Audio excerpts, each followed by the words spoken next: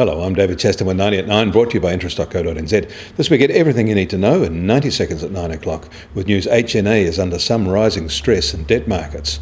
But first, on Wall Street today, the S&P 500 index is lower as investors assess the long-awaited tax cut proposals unveiled by Republicans amid deep skepticism around the passing of the bill.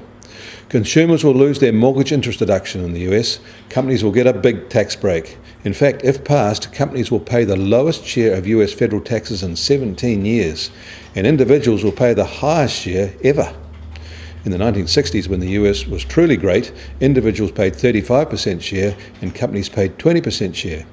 What is proposed here is a 42% and 10% share, respectively.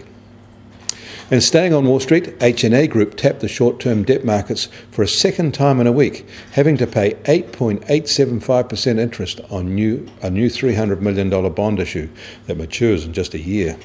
That is nearly 3% more than what the same company had to pay on debt it sold in May, which had a 6% coupon.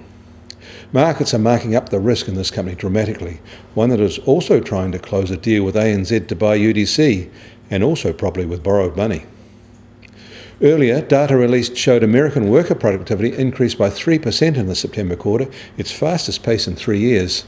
But the trend remained moderate, suggesting that the recent uptick in economic growth was unlikely to be sustained.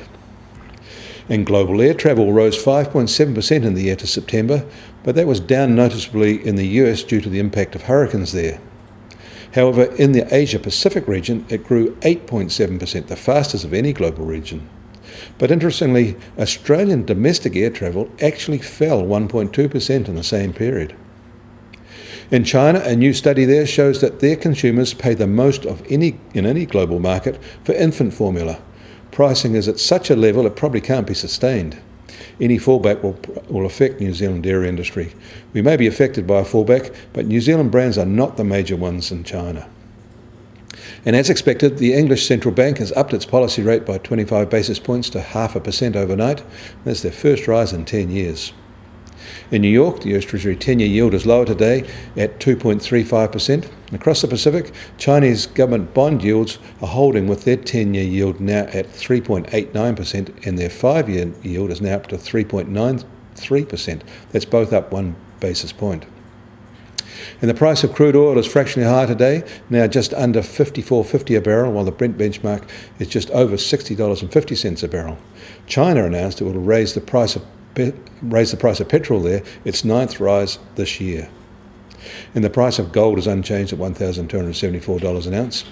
And the Kiwi dollar is a little higher this morning. We are now just over 69.2 US cents.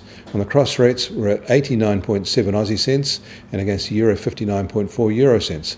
That puts the TWI just on 72.4. And finally, we should note tulip mania continues in the Bitcoin markets, with the price up to $6,943 and yet another new record high. A little earlier, it broke through the $7,000 US level. The local benchmark of $10,000 has also been breached. We're witnessing an economic history lesson here. I'm David Chaston. That was 90 at 9, brought to you by interest.co.nz.